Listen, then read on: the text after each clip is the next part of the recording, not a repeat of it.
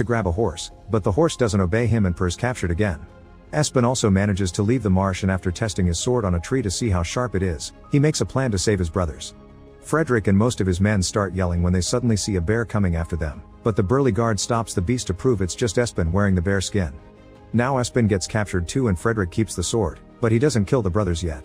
He wants to use them as bait when they make it to the troll's cave, and if Kristin doesn't cooperate when they find her, then she'll die too. The group continues to travel, only stopping to make camp at night. The brothers are tied to a tree and Pal asks to be fed, but the men throw the food out of their reach just to see them struggle. Suddenly a deep growling can be heard from the woods. It's the troll coming for them.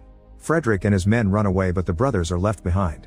Fortunately, there's a rock near them that they manage to pick up and use to cut the ropes right before the troll tears off the tree. Espen and Per immediately run away, but Pal first stops to pick up the food. The three of them find a spot to hide together, but when Per discovers Pal has brought the food with him, he throws it out to stop the troll from finding them by the smell. The food bounces on a bunch of trees and rocks and ends up falling next to them anyway. Frederick orders two of his men to fight the troll while he escapes, but this only ends with the troll killing them both. The prince hides by climbing to the top of a tree, and when the last of his men tries to join him, Frederick pushes him away to feed him to the troll. This isn't enough for the troll to leave, and he begins shaking the tree to catch the prince. Minutes later, the brothers only hear silence and wonder if they can come out now. However, the troll finds them, thanks to the smell of the food, and kidnaps Pal before finally leaving. When the troll returns to his cave, he throws Pal and Frederick with Kristin, who isn't impressed at how bad the prince is at rescuing anyone.